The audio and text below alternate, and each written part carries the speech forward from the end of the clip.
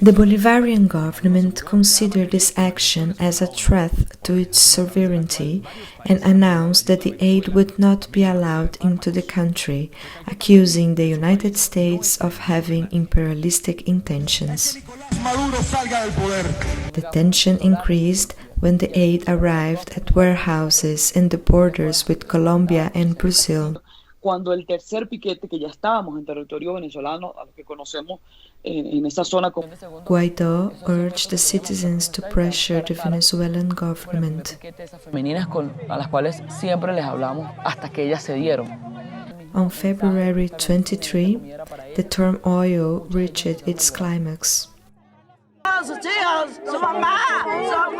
Volunteers from Ayuda y Libertad, together with protesters and 4 trucks carrying humanitarian aid, tried to enter Venezuela through Francisco de Paula Santander International Bridge, connecting Cúcuta in North Santander in Colombia with Ureña in Táchira, Venezuela. Su corazón lo coloquen del lado de la historia. Piensen en su familia, en sus hijos, en cada uno de sus familiares que no consiguen medicina, que no consiguen comida, que están hoy aquí de la misma manera que ustedes. Ustedes son parte de la historia. Somos uno solo. Venezuela es una sola. Officers of Guardia Nacional Bolivariana, National Bolivarian Police, are pressured by the protesters to withdraw from their position. Volunteers from coalition Ayuda y Libertad remove fences and barricades of the bridge. Que van a ser escoltados por, ahí vemos acá verellanos.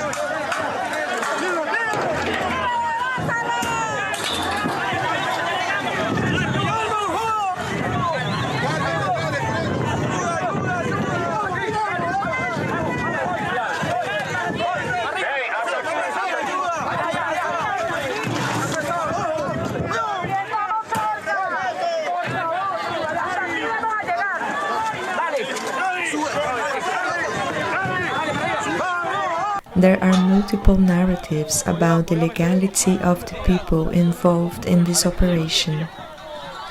Venezuelan politician Gaby Arellano, who was present on the bridge at that day, blamed that colectivos, paramilitary organizations who are allegedly tied to the Venezuelan government, collaborated with the National Bolivarian Police to prevent the trucks from entering the country.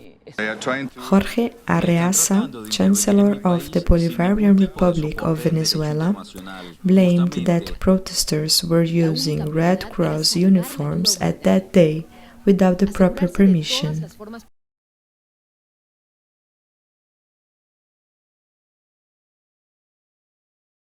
Security forces repelled them, firing tear gas and rubber bullets, and the aid trucks got stuck on the bridge. This is Francisco de Paula Santander International Bridge, where the National Bolivarian Police is preventing 4 trucks with humanitarian aid to enter Venezuela. Estamos aquí lo más cerca que podemos, ya en territorio venezolano. Quiero decirles que esto ya es territorio venezolano. Clashes between GNB, volunteers and protesters become increasingly violent.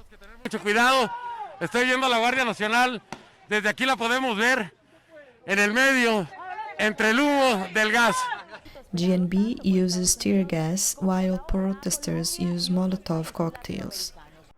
At 1:52 in the afternoon, one of the trucks catches fire. Flames quickly spread to a second truck. Soon after, the Colombian government releases CCTV footage of the incidents, with a cut of 13-minute period before the fire begins. But note the timestamp in the footage they circulated. It suddenly jumps ahead by 13 minutes and misses the critical moments leading up to the fire. The narrative of who is responsible for the fire is disputed. According to an investigation of the New York Times and Bellingcat, a Molotov cocktail thrown by an anti-government protester probably caused the blaze. But according to several journalists that were present at the bridge, including Luis Gonzalo Pérez from NTN 24, de ayuda humanitaria se está incendiando luego de que la Policía Nacional Bolivariana haya detonado algunas bombas lacrimógenas hacia las gandolas y estas mismas se estén incendiando. La ayuda humanitaria se está consumiendo en llamas en este momento en el puente Santander. Estamos llevándole la información. Vemos cómo esta gandola se está incendiando en este momento en el puente Santander que conecta hacia Cúcuta. Vamos a dejarlo con las siguientes imágenes.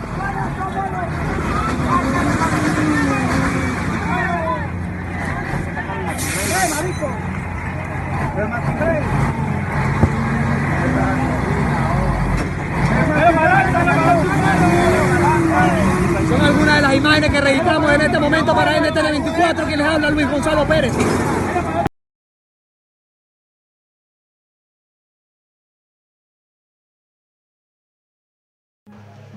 The United States has dedicated about $140 million to this crisis already. There are conflicting narratives about the aid. According to Gabi Arellano, the trucks were carrying medicines. However, the American Agency for International Development, the main supplier of the aid, did not list medicine among its donations. La ayuda humanitaria es una herramienta y es un paliativo.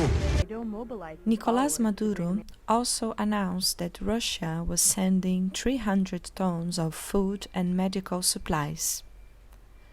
The Pan American Health Organization, which works with the World Health Organization, did release information about medical supplies sent by Russia. A shipment of 7.5 tons arrived on 21 of February. The United States, in the fiscal year of 2019, spent $16 million in material relief assistance and services and $3.5 million in emergency food assistance, according to the data of U.S. Aid Agency. In this video, we see officers of the GNB showing some remains of the trucks burned during the clashes on February 23. They state that half of the load in the burned trucks were materials to be used in guarimbas, a popular term used in Venezuela to identify a protest organized by resistance groups against Maduro. Para fomentar las guarimbas, ya que traen pitos, cables, máscara antigás, clavos.